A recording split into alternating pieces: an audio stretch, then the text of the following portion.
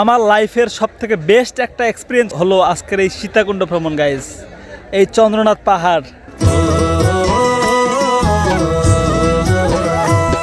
চল পাহাড় যাব জুম ঘরে ঘুম দেব খুব, মন চাইছে ভীষণ করে বৃষ্টি নামুক পাহাড়ে। আসসালামু আলাইকুম গাইজ, সবাই কেমন আছেন? আই হোপ সবাই অনেক ভালো আছেন। Welcome to my another blog. আজকের ব্লগটা অনেক বেশি ইন্টারেস্টিং হতে যাচ্ছে এবং আমি অনেক বেশি এক্সাইটেড বিকজ আজকে আমি চলে আসছি একদম পাহাড়ে।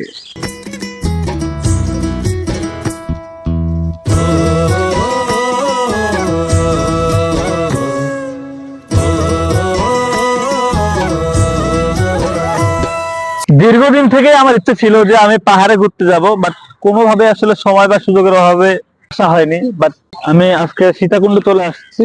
আমরা এখানে চন্দ্রনাথ পাহাড় সহ এখানকার আশেপাশের বিভিন্ন দর্শনীয় স্থান সারাটা দিন মিলে আজকে ঘুরবো, অনেক মজা করব, এনজয় করব।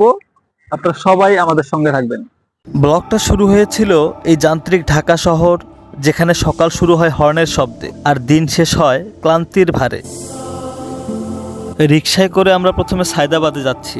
কনক্রিটের দেয়ালে আটকে থাকাই জীবন আর না, এবার একটু প্রকৃতির আসল রূপ দেখতে বাহিরে যেতেই হবে, এই কোলাহল ছেড়ে শান্তির খোঁজে। গন্তব্য সীতাকুণ্ড চট্টগ্রাম, যেখানে পাহাড় আর ঝর্ণার সাথে দেখা হবে, কথা হবে আর সাক্ষাৎ হবে।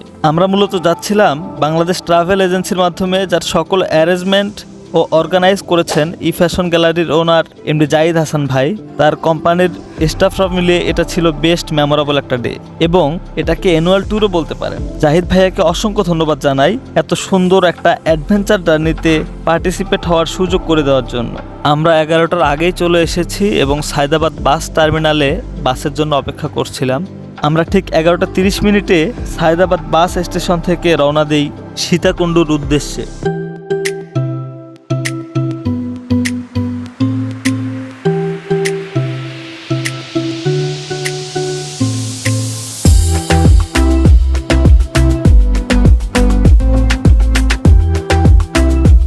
এতক্ষণে আমাদের রয়্যাল বাস কুমিল্লা এসে যাত্রা বিরতি দিল। এখানে ঢাকা হাইওয়ে নামের এই রেস্টুরেন্টে আমরা সবাই মিলে বিফ খিচুড়ি খেয়ে নিলাম। খিচুড়ি খাওয়া শেষ করেই এক কাপ কফি খেতে খেতে পাহাড় নিয়ে ভাবছিলাম, আর তারপরে বাসে উঠেই ট্যুর গাইডারের ব্রিফিং শুরু। একটা পেট্রোল পাম্পে বাসটা নিয়ে যাবে, ওখানে আমাদের সকালের নাস্তার জন্য খাবার হোটেল আছে, দুপুরেরটাও ওখানে খাবো। আর সকালে নাস্তা করার জন্য আপনাদেরকে টোকেন লাগবে। টোকেনটা আর কি ওর কাছে আছে, এখন না, এখন ও আর কি আপনাদেরকে দিয়ে দিবে। এখন সেটা সকালে গিয়ে দিক বা খাবার হোটেলে ঢোকার আগে দিয়ে দিবে। তো আপনারা করবেন, টোকেনটা নিয়ে খাবার টেবিলে বসে যাবেন। বসার পরে আপনাদের থেকে খাবার টোকেনটা নিয়ে আপনাদেরকে সকালের নাস্তাটা দিয়ে দিবে। আপনারা যত দ্রুত পারবেন খাবারের টেবিলে বসবেন, কারণ অনেক ভিড় হয়। যারা নামাজ পড়তে যাবেন তারা পাশে মসজিদ আছে, নামাজ পড়ে এসে খাওয়া দাওয়া করতে আসবেন। ঠিক ভোর হতে না হতেই 5টা 30 মিনিটে আমরা সীতাকুণ্ড ফিলিং স্টেশনে এসে পৌঁছাই, এবং এখানকার সকাল তো সত্যিই ফোলার মতো না। হ্যাঁ, আমি হচ্ছি রাইস ইসলামী, একজন টিকটকার। বলেন না। হ্যালো গাইস, আসসালামু আলাইকুম। আমরা এসেছি খুব দূর দূরান্ত থেকে, যা আপনারা অবাক হয়ে যাবেন। এখন হচ্ছে আপনার 5:30 বাজে। তো 5:30টার মধ্যে ভিউটা দেখেন, খুবই অসাধারণ। আমাদের অভি সাহেব, দেখুন, আমার এত ভিডিও করেন না আপু। এই আনন্দময় দিনের সুন্দর সকালে সবার সাথে মজা আনন্দে মেতে থাকতে থাকতেই আমাদের সকালের খাবার ও চা রেডি। সবাই মিলে ফ্রেশ হয়ে ব্রেকফাস্ট শেষ করেই রওনা দিলাম লেগুনায় চড়ে সীতাকুণ্ড পাহাড়ের উদ্দেশ্যে। আর এই পাহাড় ভ্রমণের আনন্দে মনের মধ্যে কি পরিমাণ লাড্ডু যে ফুটেছিল তাই দেখো।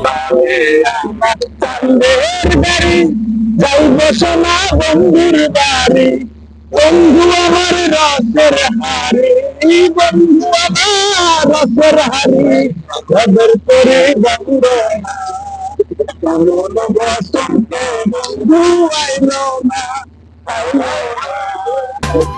আমার সাথে ঘুরতে যাবি ওই পাহাড়ের দেশে। সবাই মিলে হারিয়ে যাব মেঘের ভেলায় ভেসে। ফাইনালি আমরা লেগুনায় করে এই যে চন্দ্রনাথ পাহাড়ের ঠিক সামনে চলে আসলাম। অসংখ্য টুরিস্ট কিন্তু আসছে এবং সবাই কিন্তু আসছে এই যে লেগুনায় করে। অনেকে তাদের নিজস্ব গাড়ি নিয়ে আসছে এবং এখানে দেখুন অনেকগুলো লাঠি বিক্রি করা হচ্ছে টুরিস্টদেরকে পাহাড়ে ওঠার হেল্প করার জন্য আসলে। এবং এই লাঠিগুলো আসলে কিভাবে তারা ভাড়া দেয় সেটা আমরা শুনবো। কে লাঠিও লাগে? এই যে অনেকগুলো মানুষ কিন্তু অলরেডি উপরের দিকে উঠতেছে। কিছুক্ষণের মধ্যে আমরাও আসলে উঠবো এবং দেখবো সেই চন্দ্রনাথ পাহাড়, যেটা দেখার জন্য এতটা এক্সাইটেড গাইজ। এই যে আমার সামনে অনেকগুলো লাঠি, এই লাঠিগুলো কিভাবে তারা ভাড়া দেয় সেটাই আমরা শুনবো। কে আছে এখানে?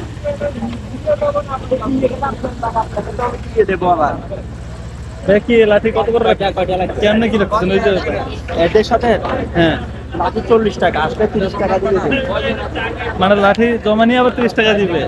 লাঠি জমা নিয়ে 30 টাকা দেবে, এটা সিস্টেম এই জায়গায় এরকমই, আমি জানি।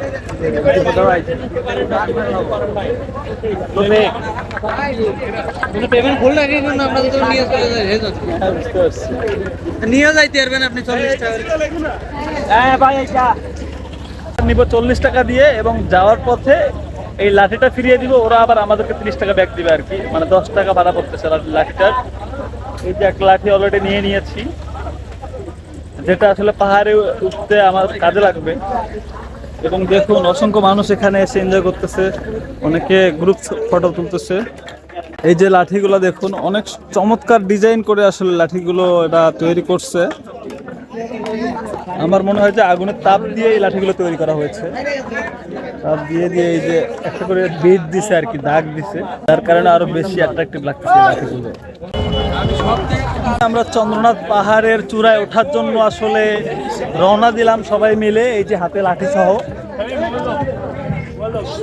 কি ভাই, কেমন লাগতেছে তোমার? ভালো। তুমি কি এর আগে আসছিলে এখানে? না ভাই, প্রথম না, লাইফের ফার্স্ট টাইম? সেম হেয়ার, আমিও আসলে লাইফের ফার্স্ট টাইম এবং আমি সুপার এক্সাইটেড। আমি পাহাড়ের চূড়ায় উঠবো, তা আবার চন্দ্রনাথ পাহাড়। আরে কেমন লাগতেছে? আরো ভালো লাগবে। এই যে সবাই হচ্ছে লাঠিতে ভর করে করে কিন্তু গুটি গুটি পায়ে চন্দ্রনাথ পাহাড়ের দিকে উঠতেছে, আপনারা দেখতেই পাচ্ছেন guys. This is really a new experience for me guys, এবং সুপার এক্সাইটেড। এখন যদিও অনেক স্বস্তি লাগতেছে, বাট আমি জানি না আসলে আরেকটু উপরে যখন আমরা উঠবো তারপরে কি হবে আমাদের হাল। এটা ভেবেই আসলে কুল পাচ্ছি না। আমাদের সামনে এটা হচ্ছে একটা গেট, এটা কিসের গেট আমি জানি না। ও, এটা হচ্ছে নিচে একটা মন্দির দেখতে পাচ্ছি, শ্রী শ্রী সীতা মন্দির, সীতা টেম্পল। মন্দিরের ভিউটা কিন্তু অনেক সুন্দর, সিঁড়িটাও সুন্দর অনেক, এবং আশেপাশে কিন্তু অসংখ্য গাছগাছালি গাইস। সত্যি ওয়ান্ডারফুল ভিউ। যে এখানে এটা একটা মন্দির,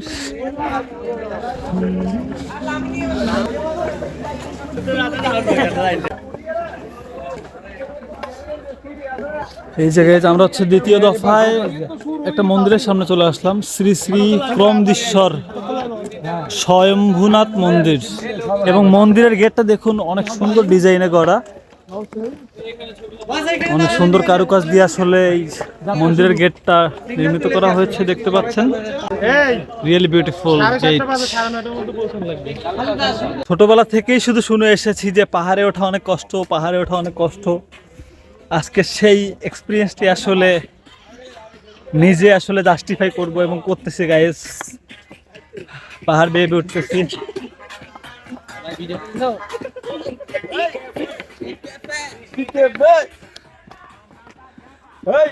ভাইয়েরা কিন্তু অনেক সুন্দর মিউজিক শুনে শুনে ডান্স করতে করতে নিচে নামতেছে। ও, লাঠিটা আসলেই প্রয়োজন আছে আমার মনে হচ্ছে। আমি প্রথমে ভেবেছিলাম যে লাঠির কোনো প্রয়োজন হবে না, আমরা তো ইয়ং প্লাপন এমনিতে উঠতে পারবো, বাট আসলেই লাঠির প্রয়োজন আছে, সেটা এখন থেকে বুঝতে পারছি। এবং এই যে দেখুন ভিউ,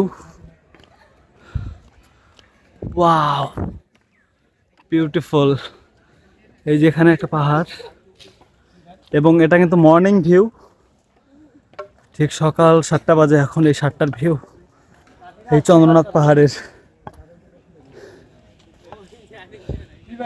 আপু কি উঠছে? উঠতে পারিনি আমি, ওঠার আগে আমি হাঁপিয়ে গিয়েছি। ও মাই গড, হ্যাঁ, আর বাকিটা কিভাবে বলবো সেটা ভাবছি। This is really bad news. Yes. পাখিটা উঠবেন আপনি হচ্ছে এই লাইটের মাধ্যমে, কারণ পথ আরো অনেক দূর বাকি। এবং দেখুন পাহাড়ের ঠিক ফাঁক দিয়ে কিন্তু সূর্যের আলোটা উঁকি দিচ্ছে, এবং আমাদেরকে এই দীর্ঘ একটা পথ পাড়ি দিতে হবে guys. This is my first impression and first experience at Chandranath পাহাড়, চন্দ্রনাথ হিল। ভাইয়া আছে ওর কাছে, ওর কাছে আছে। এই যে মোটামুটি একটু দূরে এসে দেখলাম যে এখানে ছোট্ট একটা দোকান আছে। দোকানে মেবি পূজা দেওয়ার জন্য যে প্রয়োজনীয় ইনস্ট্রুমেন্ট বা সামগ্রীগুলো প্রয়োজন হয় সেগুলো এখানে দেখতে পাচ্ছি। এই যে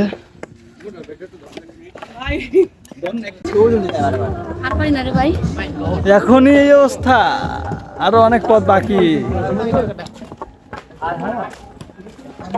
মৃত্যু না হওয়া পর্যন্ত শিক্ষা সমাপ্ত হয় না। অনেক সুন্দর কথা ভাইয়া, ভালো লাগলো। কোথা থেকে আসছেন আপনারা? Enjoy your trip. ভাইকে চন্দ্রনাথের আগে আসছিলেন? হ্যাঁ, এর আগে আসছিলেন? না ফার্স্ট টাইম এটা? ফার্স্ট টাইম, আর আগে আর স্বপ্ন আসা নেই।